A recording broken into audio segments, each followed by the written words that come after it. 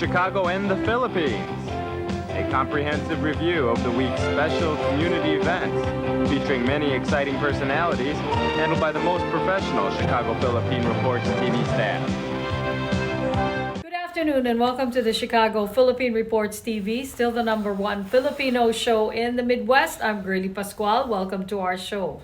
Today we have all the top stories from the Philippines. We also have what's happening in our own Filipino-American community of Chicago. We have interesting interviews led by our very own executive producer, Miss Veronica Layton. We have Bridget Cotero Carino. All these are coming up and more afterward from our sponsors. Please stay with us.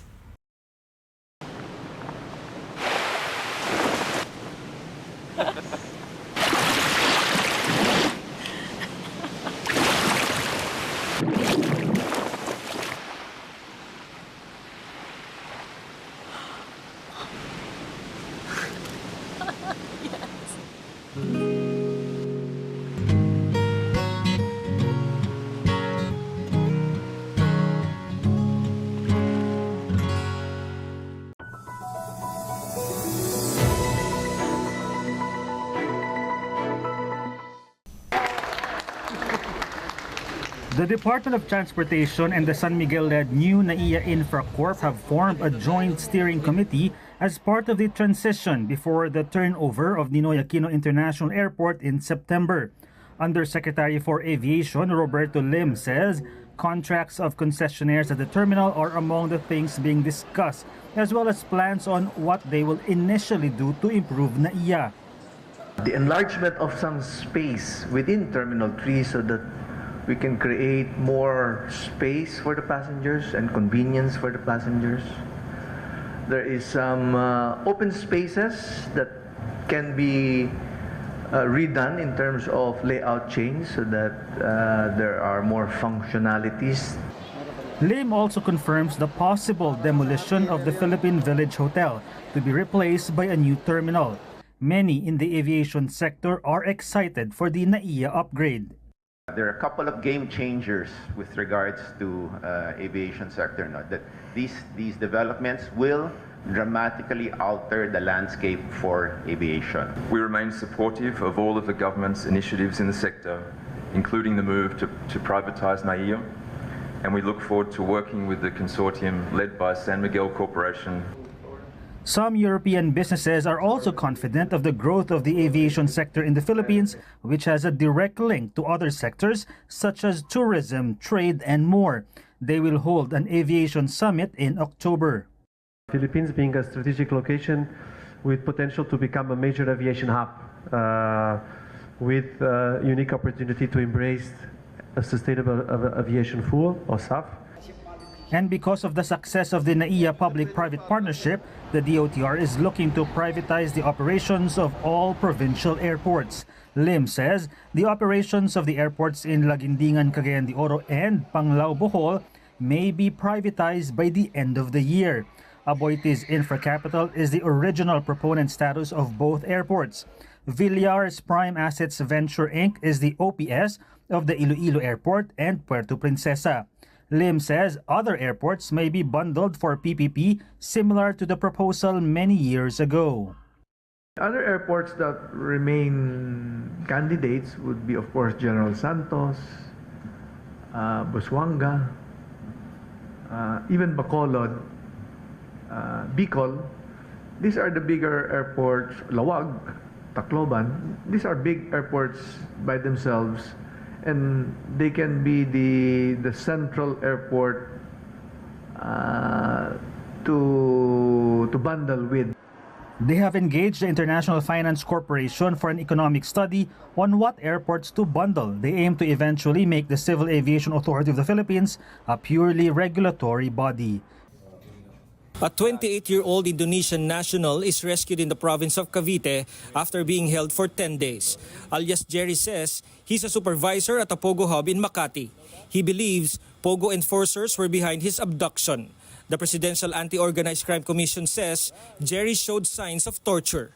Found out na itong Indonesian national is kinidnap pa nung May 4 sa Makati. Then from Makati, biniyahe siya sa Tagaytay. Binibidyohan siya at pinipilit yung mga magulang niya na magbigay ng pera. Okay. So yung video na yon pinapadala sa magulang niya para makita na tinotorture siya, sinasaktan siya. Ang iniisip nila marami siyang pera dahil meron daw siyang business sa Indonesia. The victim said he was able to sleep out when his kidnappers fell asleep after a drinking spree. He walked for 4 hours until reaching this church in Malabag village, where he was found by a resident sleeping inside the van. Doon po siya nakatulog. Nangangatal po siya sa takot. Okay, tapos? Tapos nagpakilala po naman yung bayaw ko na siya po ay wag matakot. Nihina siya and also nahihilo. Tubig lang talaga ang binigay sa kanya sa loob ng 10 days. Medyo natutumba siya. Jerry believes he was sold out by his friend.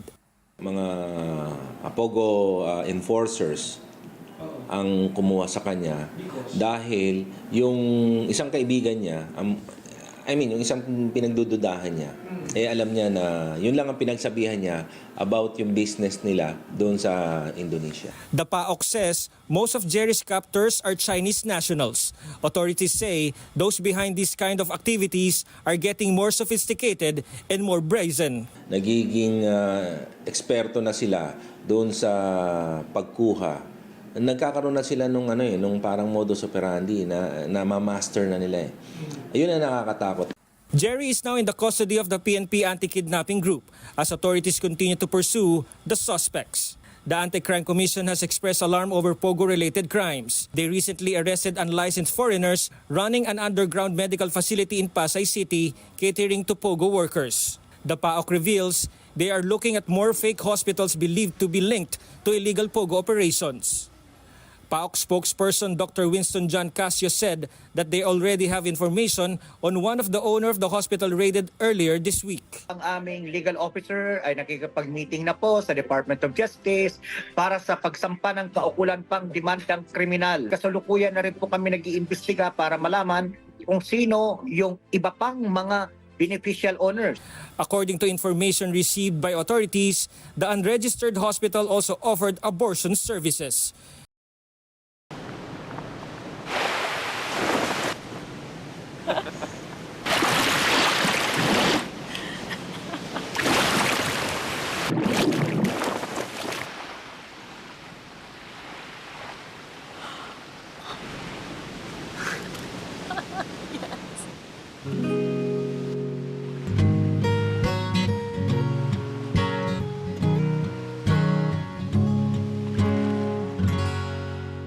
Do you need to get your hands on some extra money right now?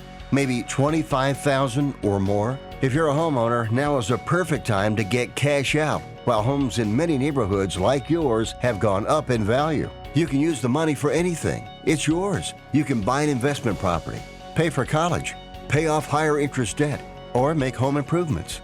A cash out refinance is the perfect solution to get the cash you need. If you need $25,000, $50,000, or even $100,000, now's the time. Home values are up, and so is your equity. We offer you a way to use it. No need to sell your home or use your savings. Call New American Funding now and speak to a cash out refi specialist and see how much cash out you can get. Call New American Funding at 855-332-3929. That's 855-332-3929. Call 855-332-3929.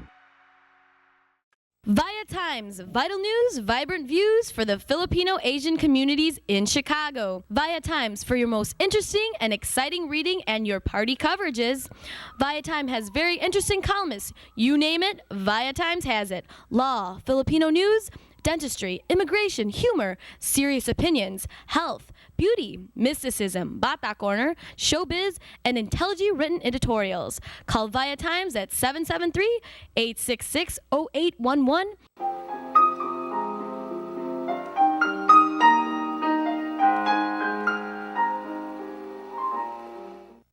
Magandang hapon po sa inyo lahat and welcome to Veronica's segment of this show today. I have a very interesting Filipino-American guest here today, and he's very well known in the community for what he's doing. It is work as immigration lawyer and also as an entrepreneur, a successful one. Okay, help me welcome Attorney Gerardine. Attorney Gerardine is here now, and we're shooting inside his boxes store right now, and he will be touring us there too. So this is really exciting. Welcome to our show, Attorney Dean. Hello. Hi, Ate Vero. Thank you for having me in your show. The longest running TV newspaper show in the entire Chicagoland. It's an honor. Thank you so much, and I thank God for that, for giving us long life to be running our media outfit in the Filipino American community in Chicago. And Attorney Dean has something to say about what he's doing in this community, as this is the celebration of the Asian American Heritage Month, and he's one of the most successful Asian that live here in Chicago. And okay, Attorney Dean, as an immigration lawyer, how are you helping our country and this country? First, because that is your major profession. I had been a lawyer since 1992. I was first admitted to the Philippine Bar in June of 1992. And in 2002, I immigrated to the U.S. and took and passed the Illinois State Bar and was admitted by the Illinois Supreme Court in May of 2006. I started my private practice in the same year. Initially, I dabbled into real estate, uncontested divorce, and immigration. But in the course of time, I focused on immigration, mainly family-based immigration to help family be reunited, to process the immigrant petition of family members, spouses, children, siblings. And also, I process employment-based immigration. My concentration is the processing of immigrant petition for nurses, for therapists, and other healthcare workers, because I am fortunate to have clients in various states, nursing homes and hospitals. Because of these clients scattered in different states, I am able to help our kababayan get sponsored directly by these nursing homes. Some of these nursing homes are in California, in New York, New Jersey, Florida, Arizona, Las Vegas, mostly in Illinois. How I do it? I simply match a nurse with the nursing home that they prefer. If they prefer to work in New York, I match them with my client in New York. They talk, they determine the salary, and once everything is agreed, housing accommodation, salary, I start the process. And the difference with what I do is my clients deal directly with the nurse. There are no recruiters involved because the nursing homes, the hospitals save in the process. I encourage them to give the savings to the nurses in the form of high salary and housing accommodation. That's why with the nurses that I help, some of them end up getting free accommodation for 12 months for their entire household. You can find that in any other sponsorship. And also the salary is high. For example, in Cook County, the prevailing wage set by the Department of Labor is only $32.16 per hour. Yet my clients pay as high as $40 per hour. Some of my clients in Chicago are the St. Bernard Hospital, the West Suburban Wise Hospital, the Elevate Care, the Aperian Care. So with this direct petitioners, our kababayans, the nurses, get the best benefit in the form of high salary and free accommodation. So I am so blessed, Ate Vero, that in 2016, I decided to give back to my island of origin. I come from the island of Samar. So in January of 2016, I thought of doing something that will help the poor farmers in my island. As you know, the island, the main source of income of the island is mainly coconut. So I thought if I would intercrop the coconut farm with cacao, then I would increase the yield of the farm. I would increase the income of the farmers. So 2016, I planted thousands of cacao trees, 5,000 initially. And after 5 years, they started to bear fruits. I got a lot of harvest, and my problem is how to dispose of them. My farmer initially tried to turn them into tablea, but the local economy, the local market could not absorb them. So I tried talking to traders in the hope of selling them to chocolate makers. But the price that they were willing to pay was very low, not even sufficient for me to cover the overhead expenses, to pay for the salary of the workers, the gasoline, fertilizer. You know, when you cut the grass using grass cutters, we need gasoline because we're talking about several hectares of land. So because of that, I got challenged.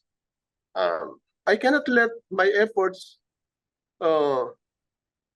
end in vain. I want this to succeed. So the only way to succeed is by processing the beans directly, by having full control of the production of the harvest into chocolates. And so the idea of setting up a chocolate shop in Chicago came into being. So we set up the chocolate shop in July of 2021, and it started processing our beans, roasting them, refining into chocolates. So it's basically a 3-bar chocolate shop. We bring raw beans from Samar, from our farm in Samar, ship them to Chicago through DHL, and turn them into chocolates from within our chocolate shop. And if you may, Ate Vero, I will tour you around to the chocolate shop. Please take us around your very successful, I mean, really very nice. I've been there. A very nice chocolate store and manufacturing store too of chocolates. Okay, let's start with the front. So this is the when you enter the chocolate shop, you will see a painting. Well, this is a painting of the daughter of one of our friends. She painted a cacao pod held by a farmer's hand. So that's what you will see when you enter. And then after that, the various awards, international awards that we garnered We won awards at the International Chocolate Awards, the equivalent of the Oscars among chocolate makers. We won in the Americas competition, and those who won in the Americas, we competed in the world competition. The winners in Asia, in Europe, in the Americas, we competed, and we also won. For example, this is the silver award that we got last November 2023 for our Pili Dates Praline. This is a world category, meaning winners from Europe, from Asia, from Americas were considered, and we got the silver. So those are the many awards that we got, and these are the products. Our bonbon, our friends, we call them friends bonbon because the teacher, the one who taught us how to make chocolate, is a French pastry chef. But yet, we incorporate the Philippine product. For example, this one is a coconut bonbon. Here's the calamansi bonbon that won the World Award in 2022. Calamansi caramel. We have the kiwi coconut, the guava, the ube. Here's the Pili Dates. Pili Dates won silver in last year's International Chocolate Award. The award ceremony was held in Florence, Italy. So, and these are the chocolate bars. For example, this is the dark chocolate candied orange peel. The label contains the award that this chocolate bar received from the International Chocolate Awards. Our chocolate bar is named to honor the place where we got the beans. For example, this one is Summer Island chocolate, 66%. It means it contains 66% cacao and the rest is cane sugar. The other one is Sobok, 85%. It means the content of the cacao is 85. It's too high. Other chocolate makers are afraid to go as high as 85 because the chocolate bar will become bitter. Yet we are not afraid because we are confident of the way we nurtured the trees and the fermentation that we did for the trees. The beans, the trees that we grow are grown naturally. We use vermicast to nourish them, and also the seaweeds that is abundant in the island of Samar. When I started the cacao farm, I got a problem with the cost of the fertilizer. So what I did, I started producing my own fertilizer. Samar is a coastal island. Calbayog is a coastal island. So what we did, we harvested seaweeds along the shore and fermented them into bioorganic foliar fertilizer. Seaweeds fermented with molasses. So this is the cacao beans that we ship from our farm. When we ship the beans, we ship it using the Grain Pro bag to preserve the aroma of the beans.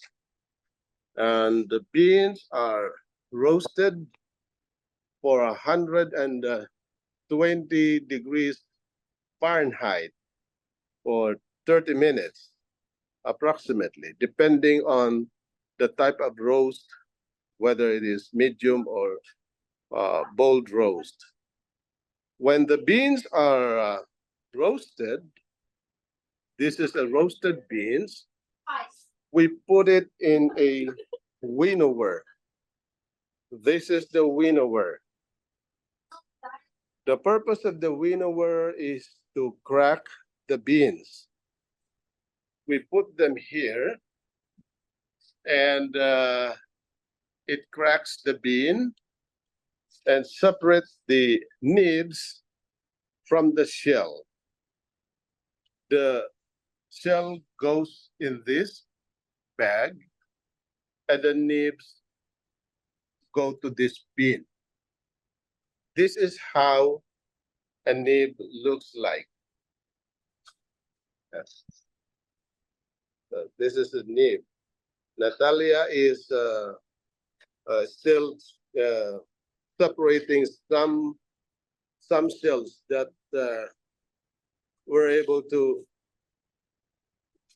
join the nibs when they were separated. Natalia, say hi.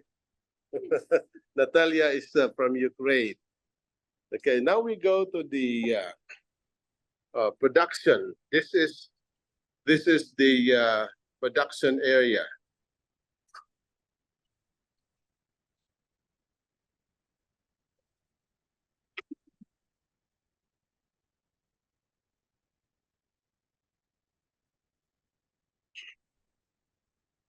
So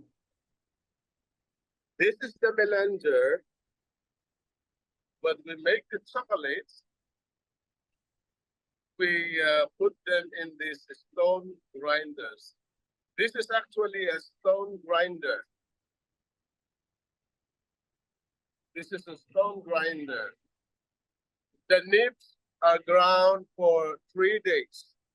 This is how it looks. A pair of stones that continuously turn for 3 days to reduce the particles of the nib so that they will become imperceptible. Below 20 microns. This is Chef Noel is making the dredges, and his assistant is Jaden. What are you doing, Jaden? Raspberry.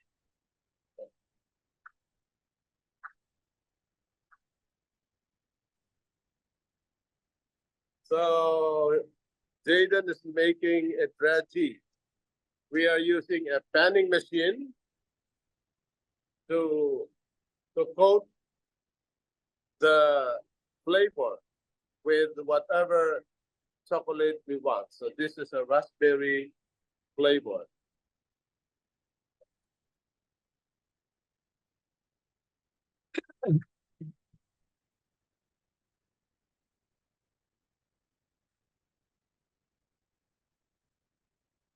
This is another tempering machine.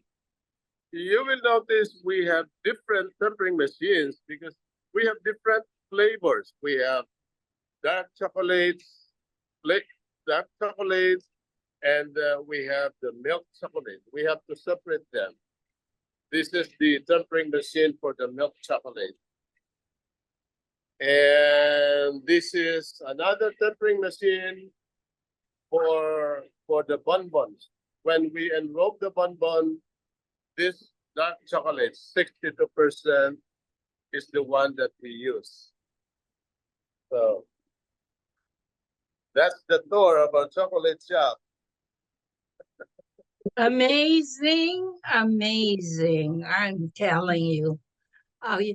what you just showed us looks like a multi-million-dollar industry, and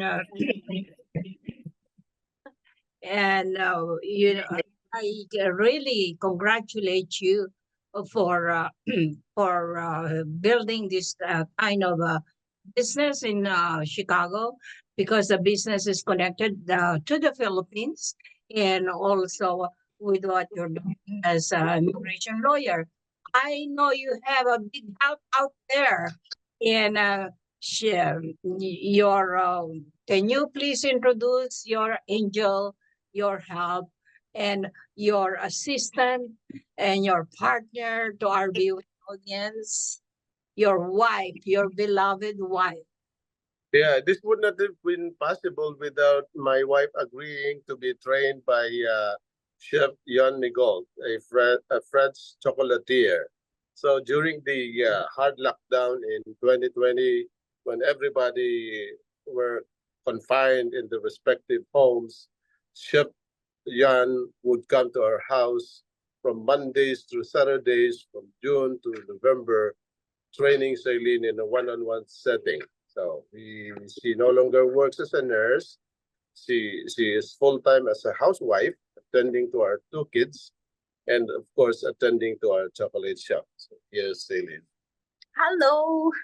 Hi, Miss Aileen. How are you? Welcome to our show, and congratulations for all. Thank you. Thank you. I'm so happy to be here. And for the family. Please say something because Mother's Day is coming up, and she has some great news for many mothers there, or daughters or children who would like to give gifts to chocolate gifts to their mothers. All right, Celine, you're on. Hi. We have a promo going on in Chalks and Boxes that's located in 4731 North Cumberland in Norwich. And we have a 15% discount in store and online. Actually, it's already starting, and it will be over on Mother's Day. Plus, we have a special edition of a chocolate heart. Let me show it to you. A breakable chocolate heart, especially made for mothers. If you break this dark chocolate heart, there's some assorted drudgies in the middle and a surprise chocolate heart bonbon with a flavor of raspberry compote with vanilla ganache. So this is really a good treat for all the mothers out there. They really deserve this. You just break the chocolate heart, not your mother's heart. So please come and make a reservation if you can come on time. But we only have limited offers. Can you our viewing audience how much that cost? This costs $35 only. In store only. We cannot order this online because this is very fragile. We cannot ship it. So it needs to be picked up in store. All right. Perfect gift for all the mothers there. Oh my God, I've never seen anything like that before. So, all right. Thank you, Celine.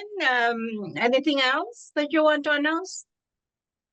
That's it. We are just looking forward to everybody coming over, buying some special treat for their mothers and for their mother figures in their life. All right. Happy Mother's Day in advance. Mother's Day to you too. And Attorney Dean, thank you so much. Thank you for gracing our show today. And well, you better keep our audience updated on what's going on in your store out there, okay? For any special sales and everything like this Mother's Day gift. It's amazing. I really like that box. Wow. I'm going to your store soon, right away. Anytime. Thank you. Just around my neighborhood, and thank you for gracing our show today. Attorney Gerard Dean and Celine Dean. Thank you. Thank you, Ate Bella. At maraming salamat po sa inyong panonood. Ako po si Veronica. Enjoy the rest of your weekend. Bye! Bye. Bye.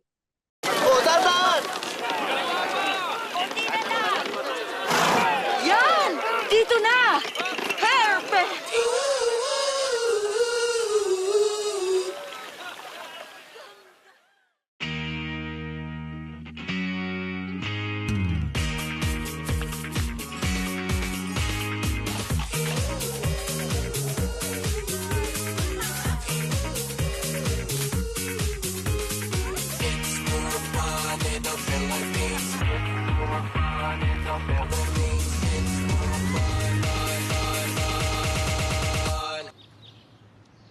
It's more fun in the Philippines.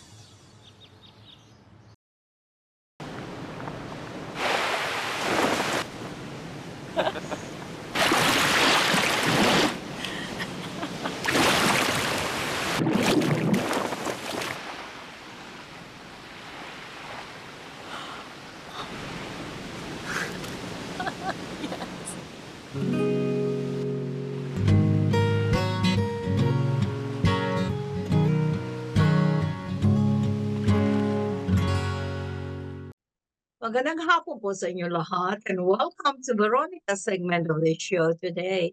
I have a very interesting person who is the president of OCA Greater Chicago, and she's here with us today to explain about the upcoming Restaurants Week for our celebration of the Asian American Pacific Islanders Week. It's too long. It's a long one.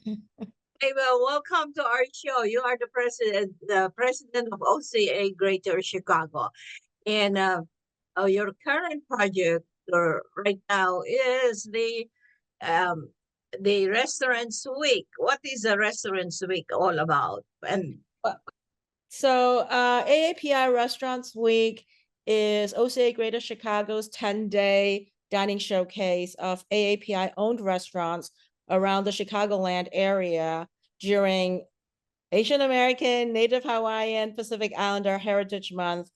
And the purpose is to have people sample foods from different vendors, regardless of cuisines. What we want to do is to support AAPI-owned restaurants. The only criterion is that at least one co-owner is of AAPI descent. all right. Oh, when does this start? It started actually in 2022. In 2021, I had the idea of doing Restaurants Week because some of our other chapters in other cities have been doing it. And I was doing a little bit of research and I thought Chicago being a foodie town, surely there's something similar. And for some reason, there never was one. So I thought, I know a lot of restaurant owners, so let's do it. And so our first time doing it was in 2022. So 2024 is our third annual Restaurants Week. Okay, so how many participants we have here in Chicago? This year we have 50. Actually, a lot of them are actually new participants. They hadn't participated before. So this year, even though it's a slightly smaller number than last year when we have 58, but this year we have a lot of new participating restaurants. Okay, and the owners are supposedly Asian Americans or Asian or Pacific Islanders, right? That is correct. Okay, so where is this going to be held? It is going to be at the restaurants themselves. It is from May 17 to 26. So you can actually go to our website and look it up. And we have a directory. You can search by name. You can search by cuisine. You can search by location. We actually have 8 participating restaurants that are owned by Filipinos.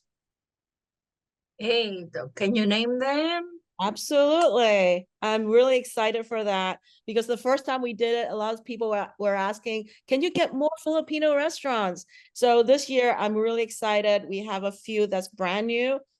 We have Mora Asian Kitchen in Oak Park, Mora Asian Fusion in Plainfield, Chicago's Test Kitchen Chicago's Test Kitchen in Jefferson Park, Savory Crust in Morton Grove, A Taste of the Philippines, Savory Crust in Carroll Stream, Side Practice Coffee in Ravenswood, and Kubo in Lakeview. Okay. For the restaurant participants, what do they have to offer to the customers? On the It's entirely up to them. Some of them will offer discounts, some of them will offer special menus. And actually, we do have restaurants that have pledged to donate a portion of the proceeds to a charity of their choice. Great, terrific. Okay. So OCA's Restaurants Week is being held every year. It's an annual event, right? Yes, it is. That's the plan. That's the plan. And you started in 2021? 2022 was the first year. All right, very good. And you've been handling it ever since? Yes, I have.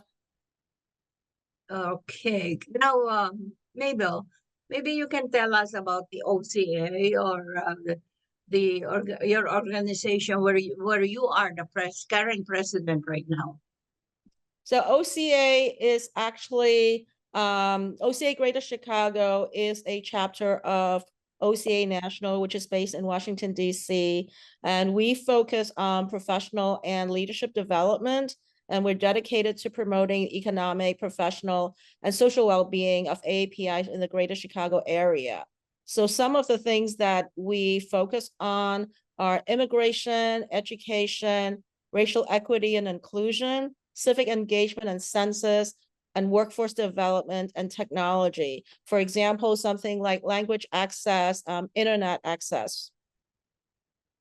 We also have programs that work with people who are up and coming in learning how to do advocacy. So we have a program with high school, we have a program with college students, and we have a couple of programs with young professionals. We also have other programs that deal specifically with, for example, we have one that's a women's initiative that we want to highlight some of the issues that AAPI women face.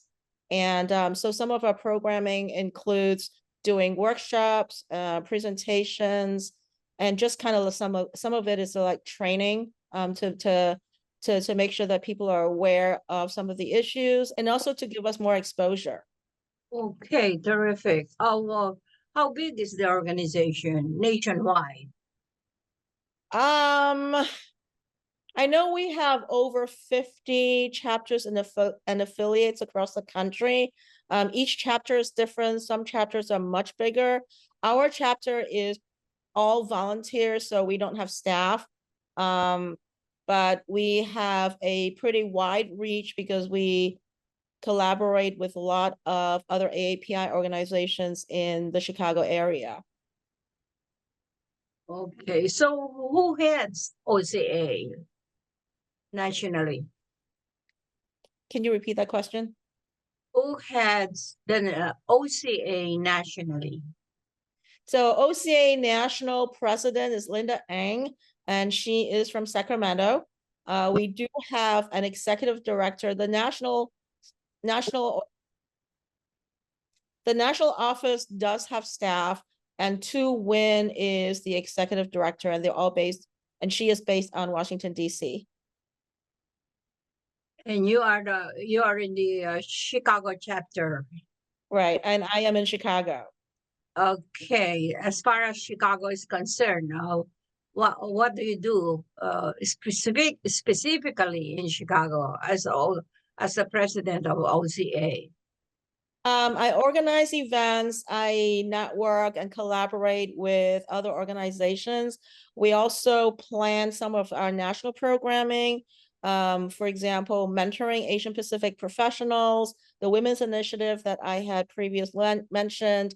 We have an APIAU leadership program, which is for college students, an APAY advocate for high school students, also to learn advocacy. And then we have something called B3, which stands for Build, Breakthrough, and Believe. And it can take any format.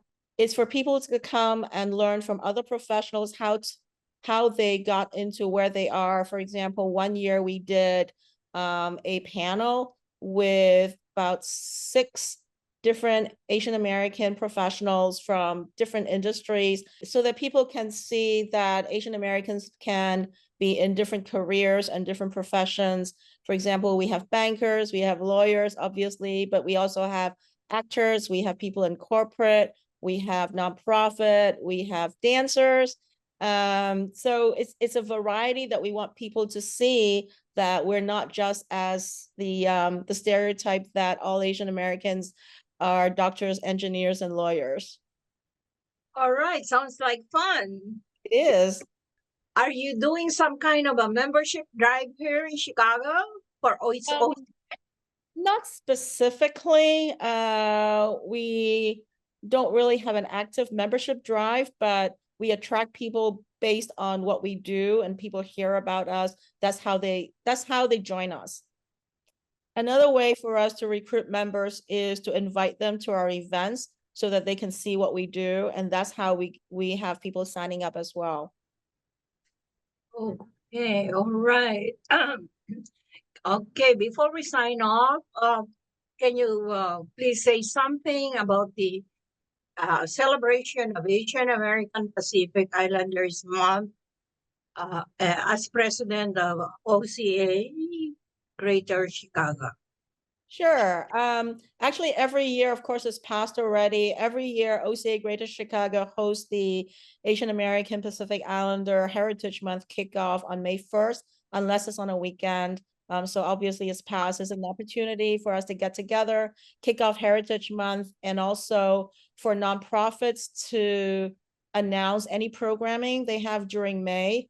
As a matter of fact, today, May 14th, Hotel Zachary is hosting a bar takeover for us, during which we showcase several food vendors who are participating in Restaurants Week, and also a women-owned distillery, and they are donating part of the proceeds to us. Great, terrific, sounds good. Thank you for gracing our show today, Mabel, and please keep us updated as to what's going on with OCA Greater Chicago. Thank you, always my pleasure. All right, thank you. Thank you, good to see you. Nice seeing you. Bye-bye. This is a prayer and a reminder. All we have is now. Anak, umuwi ka na.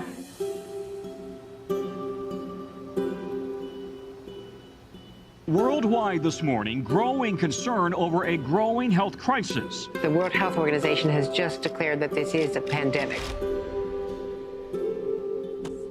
Hi. I can't hug you. Don't touch me. Over the last several days, we have seen peaceful demonstrations. Protests over police brutality continued here in Austin. Remember when you started going to college? You came home a liberal? Dad, please. That's what we do to you guys in this point. All these people that we never met and never will meet because of what had happened to them. It's just too much. The way that our family communicates is not necessarily, it's not great. What advice would you give for those of us that are struggling? Deal with it.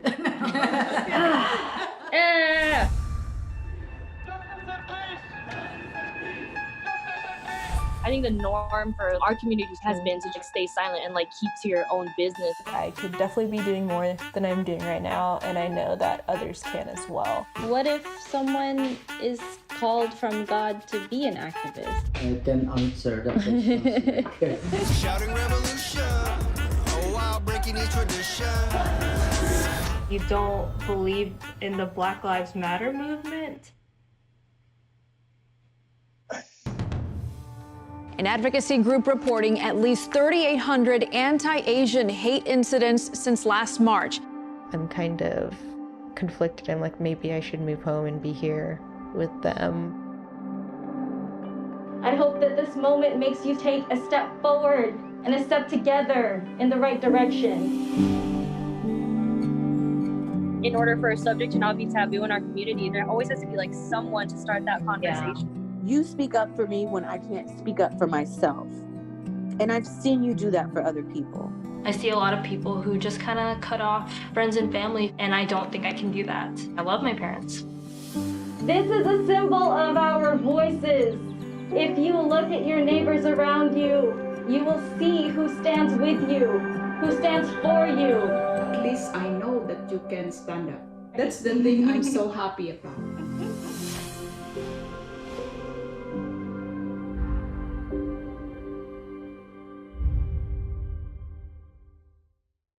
We would like to welcome all of you to Baladna Jewelry. We have a very big selection of 21 karat gold jewelry imported from the Middle East, from Dubai, Saudi, and Bahrain. And we have a very big selection of diamond.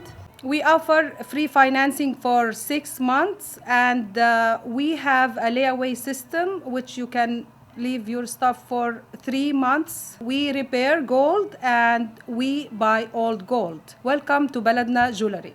Salamat bo.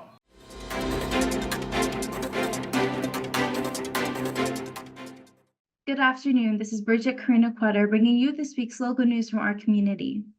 The Illinois Department on Aging is seeking nominations of outstanding older adults for possible induction into the Senior Illinoisans Hall of Fame later this year. Being named to the Senior Illinoisans Hall of Fame is a tremendous honor for individuals who have made a positive and lasting impact in their communities, said IDOA Acting Director Mary Killow. I encourage anyone who has been inspired by an older adult in their life to submit a nomination soon before the June 1st deadline. The Senior Illinoisans Hall of Fame honors the accomplishments of current and longtime Illinois residents aged 65 and older. Inductees are selected from public nominations in 4 categories: arts, sports and entertainment, community service, education, and labor. Anyone may nominate an older adult for this award, though self-nominations are prohibited. The White House and the White House Initiative on Asian Americans, Native Hawaiians, and Pacific Islanders announced the speaker and performer lineup for Lasting Legacies, a White House celebration of Asian American, Native Hawaiian, and Pacific Islander heritage and history. The event, set to take place on May 13, 2024, at the Andrew W. Mellon Auditorium, will unite over 1,000 AA and NHPI leaders spanning 5 presidential administrations.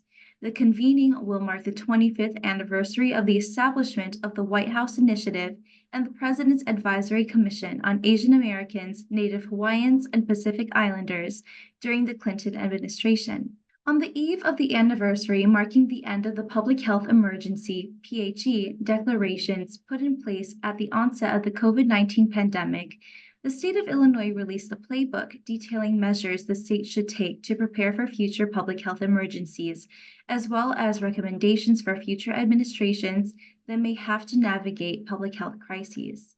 Following a once-in-a-century event like the COVID-19 pandemic, it is critical that we take the time to thoroughly study how our state responded to the emergency and seek to learn lessons that will put us in a stronger position the next time such an all-of-government response is required, said Governor J.B. Pritzker.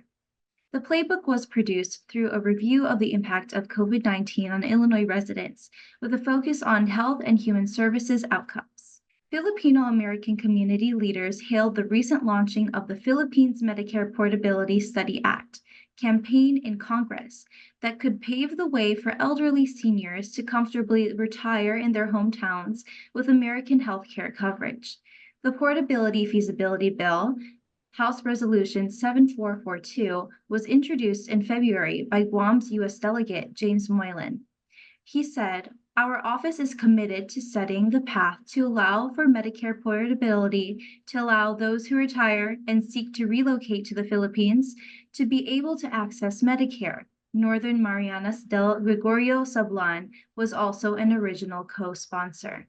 Legislation in the Illinois General Assembly would make it more difficult to qualify for a rebate on an electric vehicle purchase.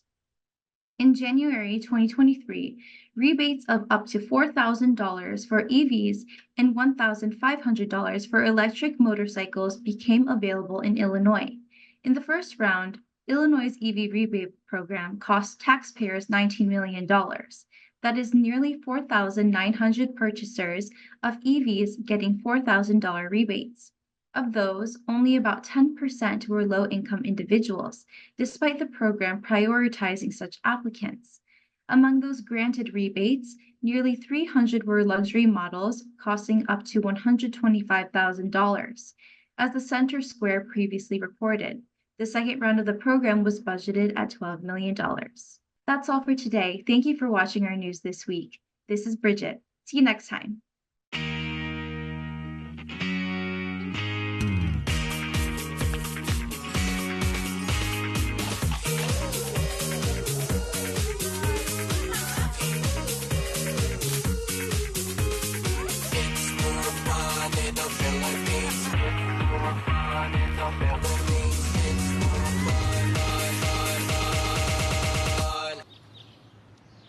It's more fun in the Philippines.